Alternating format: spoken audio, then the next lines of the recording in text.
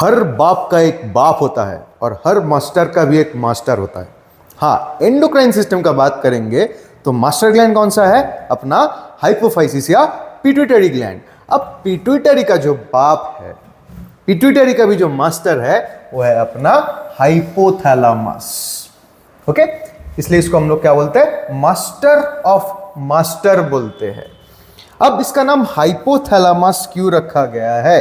Hypo का मतलब होता है अंडरनीथ, बिलो। तो क्या है? ये कॉर्पस कैलोसम है, ये ब्रेन का, ठीक है। अभी कॉर्पस कैलोसम के नीचे रहता है ये अंडा जैसा दिखने में अपना थैलामस। अब थैलामस के जो नीचे वाला पोर्शन है, थैलामस के नीचे और पिट्यूटरी के ऊपर जो ग्लैंड प्रेजेंट है, जो कि अपना फोर ब्रेन का भी पार्ट है, उसको हम लोग क्या बोलते हैं? हाइपोथैलेमस। तो हाँ, इसका लोकेशन के बारे में पूछा जाएगा तो क्या बताना पड़ेगा? उसका लोकेशन है फोर ब्रेन, ठीक है। फोर ब्रेन में जो डायनसेफेलॉन पोर्शन होता है, फोर ब्रेन में जो डायनसेफेलॉन, जहां पे थैलामस रहता है, हाइपोथैलेमस रहता है, ठीक है, और एपिथैलेमस भी रहता है, तो डायनसेफेलॉन के बेसल पार्ट में, यानी कि थैलामस के नीचे अपना हाइपोथैलेमस प्रेजेंट है। ओके, हाइपोथैलेमस का और भी एक नाम है, हाइपोथैलेमस का एक और नाम है। वो नाम क्या है? हाइपोथैलेमस को हम लोग मास्टर क्लॉक भी बोलते हैं। मास्टर क्लॉक क्यों बोलते हैं? अपना बॉडी का बायोलॉजिकल क्लॉक कौन है? बॉडी का बायोलॉजिकल क्लॉक है पीनियल ग्लैंड।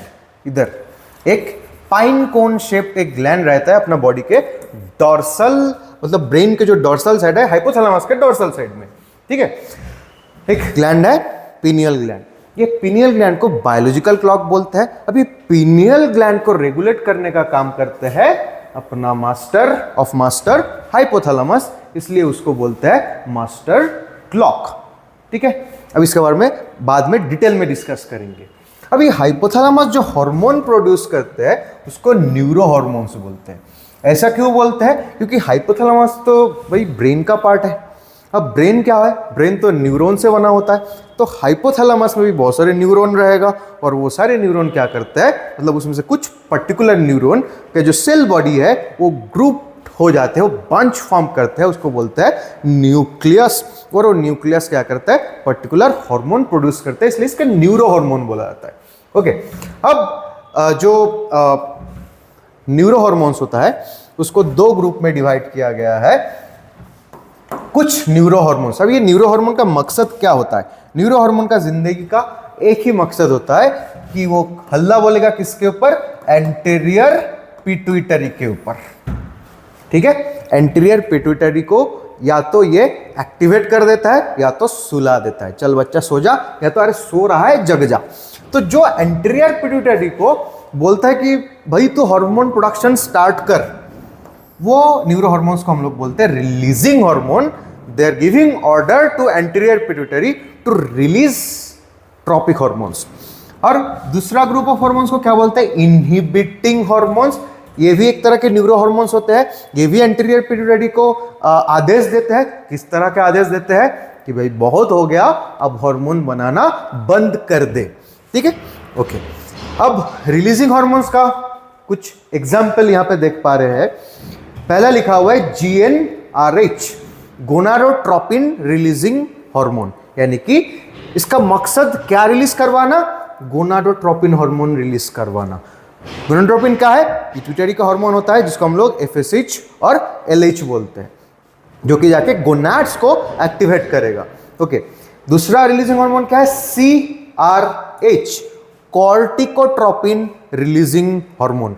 पिट्यूटरी एक हार्मोन बनाता है जिसका नाम है ACTH, एड्रिनोकॉर्टिकोट्रोपिक हार्मोन। तो पिट्यूटरी से ACTH बनवाने का, रिलीज करवाने का काम किसका जिम्मे में है? कॉर्टिकोट्रोपिन रिलीजिंग हार्मोन के पास। ACTH का दूसरा नाम है कॉर्टिकोट्रोपिन। ओके, तीसरा PRH, prolactin releasing hormone. Prolactin releasing hormone, ये पिट्यूटरी से प्रोलैक्टिन रिलीज करवाता है। TRH, थायरोट्रोपिन रिलीजिंग हार्मोन, ये पिट्यूटरी से TSH, थायराइड स्टिमुलेटिंग हार्मोन या थायरोट्रोपिन हार्मोन को रिलीज करवाते हैं। नेक्स्ट लिखा हुआ है MSH-RH। ये पिट्यूटरी के पार्ट्स इंटरमीडिया के पास जाते हैं और बोलता है कि भाई तू please melanocyte stimulating hormone release कर दे, जो कि कहीं ना कहीं स्किन कलरेशन के साथ जुड़ा हुआ है। अब ह्यूमन बीइंग में वो कितना इंपैक्टफुल है वो बाद में हम लोग बात करेंगे। लास्टली लिखा हुआ है GHRH, growth hormone releasing hormone. तो ये पिट्यूटरी को बोलता है कि भाई तुम सोमैटोट्रोपिक हार्मोन या ग्रोथ हार्मोन रिलीज करवाओ, ताकि बंदा जो है बंदा में ग्रोथ हो पाए, इसको कॉम्प्लान खाने का जरूरत ना हो जाए। ठीक है, उसको क्या बोलते हैं, ऊपर से लटकने का जरूरत हो जाए, उसमें नॉर्मल ग्रोथ हो जाए। ठीक है, अब इनहिबिटिंग हार्मोन का बात करते हैं, हाइपोथैलेमस का। ओके, GHIH ये किसका एंटागोनिस्टिक है? ग्रोथ हार्मोन रिलीजिंग हार्मोन का ऑपोजिट काम करते हैं। पिट्यूटरी को बोलेगा ये नहीं, बहुत ग्रोथ हो गया, अब तुम ग्रोथ प्रोसेस को स्टंट कर दो, यहीं पे रोक दो। Growth hormone inhibiting hormone, growth hormone को बनने नहीं देते। PIH प्रोलैक्टिन इनहिबिटिंग हार्मोन, ये प्रोलैक्टिन प्रोडक्शन को रोक देते हैं। कहीं ना कहीं कोई इसको डोपामिन भी बोलते हैं। तो डोपामिन हार्मोन तो एक बहुत फेमस हार्मोन है, सब जानते हो। तो कहीं ना कहीं डोपामिन जो है वो प्रोलैक्टिन प्रोडक्शन को इनहिबिट करते हैं। And lastly MSH-IH melanocyte stimulating hormone inhibiting hormone, यानी कि ये पिट्यूटरी को बोलता है कि तुम मेलानोसाइट स्टिमुलेटिंग हार्मोन को मत बनाओ, उसको रोक दो। ठीक है, तो ये हो गया releasing hormone and inhibiting hormone. ये किसके द्वारा प्रोड्यूस होता है? ये कुछ न्यूरोसेक्रेटरी हाइपोथैलेमिक सेल्स के द्वारा प्रोड्यूस होता है, जो कि बेसिकली न्यूरॉन होता है। और उसका जो बंच ऑफ न्यूरॉन्स होता है, उसका सेल बॉडी, उसके ग्रुप को हम लोग न्यूक्लिय बोलते हैं, और सिंगुलर फॉर्म में उसको न्यूक्लियस भी बोलते हैं। ओके, अब हम लोगों को क्या देखना है? अब हम लोगों को देखना है कि ये जो हाइपोथैलेमस है उसका मकसद क्या? पिट्यूटरी को कंट्रोल करना। पिट्यूटरी को कैसे कंट्रोल करेगा, ये अब मुद्दा है। अब ये ध्यान से सुनना, ये है अपना हाइपोथैलेमस।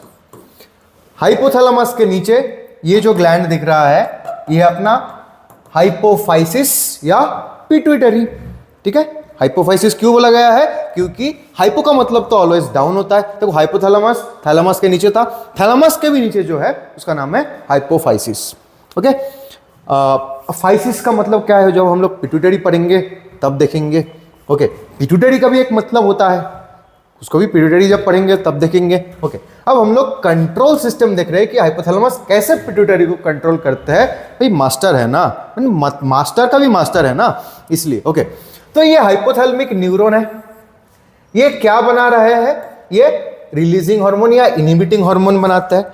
अब मान लेते हैं ये एक रिलीजिंग हार्मोन बना रहा है जिसका नाम है TRH, थायरोट्रोपिन रिलीजिंग हार्मोन। ठीक है, अब ये TRH को कहां पे पहुंचाना है? TRH को पहुंचाना है पिट्यूटरी के पास। पिट्यूटरी के कौन सा सेगमेंट के पास पहुंचाना है? एंटीरियर पिट्यूटरी के पास पहुंचाना है। ठीक है, एंटीरियर पिट्यूटरी के पास पहुंचाना है। जो मैक्सिमम जो न्यूरो हार्मोन्स है वो कहां तक सिग्नल पहुंचाता है? एंटीरियर पिट्यूटरी तक। ओके, अब मुद्दा है भाई, हार्मोन है ना, एंडोक्राइन हार्मोन्स है, तो उसको कैसे पहुंचाया जाता है एक ग्लैंड से दूसरे ग्लैंड तक? हाइपोथैलेमस से पिट्यूटरी तक। ऑब्वियसली उसको ब्लड स्ट्रीम, ब्लड सर्कुलेशन का सहारा लेना पड़ेगा। ठीक है, लेकिन इधर जो पर्टिकुलर ब्लड सर्कुलेशन देखने को मिलेगा वो एक पोर्टल सिस्टम है, पोर्टल सर्कुलेशन। अब ये पोर्टल सर्कुलेशन है क्या? देखो, ब्लड वेसल हाइपोथैलेमस में ऑक्सीजन डिलीवर करने आया, उसके बाद हाइपोथैलेमस के अंदर कैपिलरी में डिवाइड हो गया, और उसके बाद ये बन गया हाइपोथैलेमिक वेन्स। ठीक है, अब जनरली क्या होता है, अपने बॉडी में जितना भी वेन्स होते हैं वो कहां पे आके जुड़ते हैं? वो बॉडी में जो सबसे मेन जो वेन है, प्रिंसिपल जो वेन है, जिसको हम लोग बोलते हैं वेना कैवा। ठीक है, वेना कैवा में आके जुड़ते हैं सारे मतलब जो उसके जो छोटे मोटे ब्रांचेस होते हैं। ठीक है, अभी हाइपोथैलेमस का भी वेन वेना कैवा में जाने वाला था, लेकिन ये क्या करता है, वेना केवा में ना जाके ये सीधा घुस जाते हैं पिट्यूटरी के अंदर। मतलब ये जो इसका डीऑक्सीजनेटेड ब्लड फ्रॉम हाइपोथैलेमस इसको डाल देते हैं किसके अंदर, पिट्यूटरी ग्लैंड के वेन्स के अंदर। अब पिट्यूटरी ग्लैंड वो डीऑक्सीजनेटेड ब्लड को कैरी करके ये क्या करता है, ये वापस वेना केवा तक ले जाते हैं। ठीक है, तो इस सिस्टम को हम लोग क्या बोलते हैं, इस सिस्टम को हम लोग बोलते हैं पोर्टल सिस्टम। ओके, अब जिसको पोर्टल सिस्टम भी समझ में नहीं आता उन लोगों के लिए बात मैं एक बार बता देता हूँ। पोर्टल सिस्टम होता क्या है, ये तुम हो अपना चिंटू और तुम्हारे दोस्त है पिंटू। अब तुमको किधर जाना है, तुमको जाना है हाईवे में। तुम्हारे घर के बगल से एक हाईवे गुजरता है। अब हाईवे में जाने के लिए तुम चिंटू जो हो, ये चिंटू जो है ये सीधा एक पतली गली का इस्तेमाल करते हैं और पतली गली से होते हुए सीधा हाईवे में पड़ते हैं। उसके लिए कोई टेंशन की बात ही नहीं है। ठीक है, लेकिन दिक्कत है पिंटू के लिए। पिंटू के घर के सामने ऐसा कोई भी गली नहीं है जो कि उसको हाईवे में डायरेक्टली छोड़ देता है। तो ये पिंटू ने क्या किया, पिंटू ने एक पतली गली बनाया और इसको जोड़ दिया चिंटू के गली के साथ, है कि नहीं। अब पिंटू अपने घर से निकलता है, घर से निकलते ही कुछ दूर चलते ही इसको क्या मिल जाता है, चिंटू के गली मिल जाता है। अब चिंटू के गली होते हुए ये हाईवे में जाके गिरता है। ठीक है, तो ये पिंटू के लिए ये जो गली है ये क्या है, पोर्ट है जिसको वो हाईवे में पहुंचा रहा है। तो इस पोर्टल सिस्टम को हम लोग बोलेंगे Chintu portal system. Pintu portal system नहीं, पिंटू किसका गली इस्तेमाल करता है, चिंटू का। तो इस पोर्टल सिस्टम का नाम क्या देंगे, चिंटू पोर्टल सिस्टम। अब देखो हाइपोथैलेमस किसका वेन को होते हुए वेना केवा में जा रहा है, सुपीरियर वेना केवा में, पिट्यूटरी का वेन होते हुए, हाइपोफाइसिस का वेन होते हुए।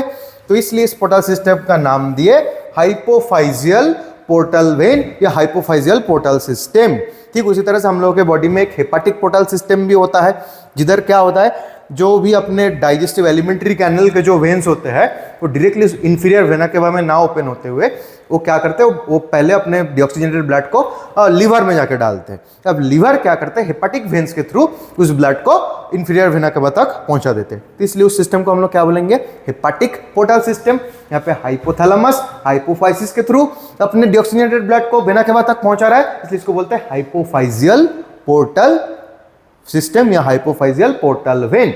तो सीधी बात, नो बकवास, हाइपोथैलेमस एंटीरियर पिट्यूटरी के साथ कैसे कनेक्टेड होता है, थ्रू हाइपोफाइजियल पोर्टल वेन। यानी कि जो हार्मोन, मान लो कि टीआरएच का आप जिक्र किए थे, टीआरएच एंटीरियर पिट्यूटरी को में आके रिलीज कर दिया जाएगा टीआरएच को।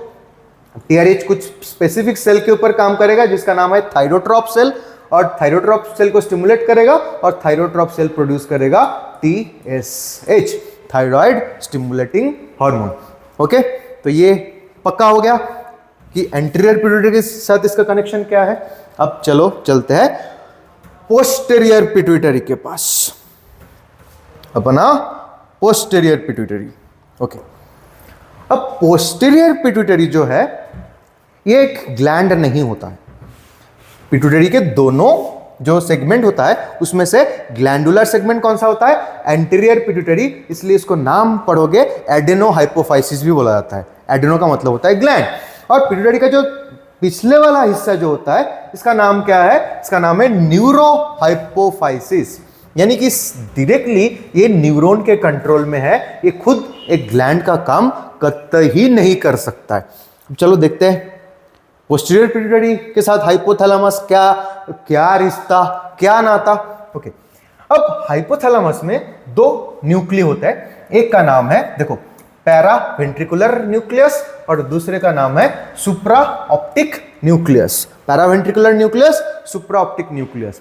अब ये पैरा वेंट्रिकुलर न्यूक्लियस और सुप्रा ऑप्टिक न्यूक्लियस स्टार्ट कहां पे हुआ है, हाइपोथैलेमस में, और एंड कहां पे हुआ है, पिट्यूटरी में। ठीक है, अब जहां पे एंड होते हैं ना सुप्रा ऑप्टिक न्यूक्लियस, वहां पे कुछ बल स्ट्रक्चर बना देते हैं, ठीक है, जिसका नाम होता है, जिसके अंदर वो एक्चुअली वो अपना हार्मोन को स्टोर करते हैं पोस्टीरियर पिट्यूटरी में, हेरिंग्स बॉडी। क्या नाम है, हेरिंग्स बॉडी। ओके, अब यहां पे हार्मोन बन रहा है और ये हेरिंग्स बॉडी में आके स्टोर हो रहा है। बात कुछ ऐसा है भाई साहब, बात कुछ ऐसा है कि भाई तुम मुर्गी पाल रहे हो, लेकिन मुर्गी जो अंडा दे रही है वो मेरे घर को आके दे रही है, ठीक है, वो बाबू भाई वाला सीन याद करो।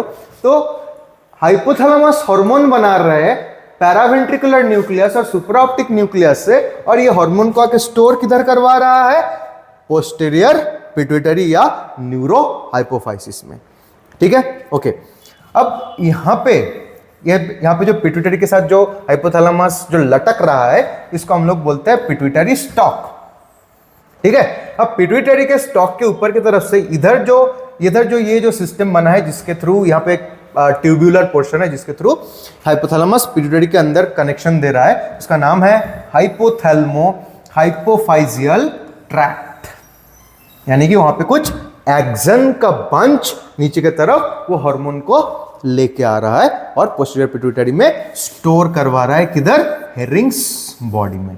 कौन सा हार्मोन यहाँ पे बनता है, सुप्राऑप्टिक न्यूक्लियस जो होता है वो बनाते हैं एडीएच हार्मोन या वेसोप्रेसिन हार्मोन, और पैरावेंट्रिकुलर न्यूक्लियस जो होता है वो बनाते हैं अपना ऑक्सीटोसिन हार्मोन, इसका एक दूसरा भी नाम है पीटोसिन हार्मोन। ऑक्सीटोसिन या पीटोसिन हार्मोन जो होता है वो पैरावेंट्रिकुलर न्यूक्लियस से बन रहा है और पोस्टीरियर पिट्यूटरी में स्टोर हो रहा है, और सुप्राऑप्टिक न्यूक्लियस जो होता है वो एडीएच हार्मोन या वेसोप्रेसिन हार्मोन बना रहा है और किधर आके स्टोर हो रहा है, पोस्टीरियर पिट्यूटरी में।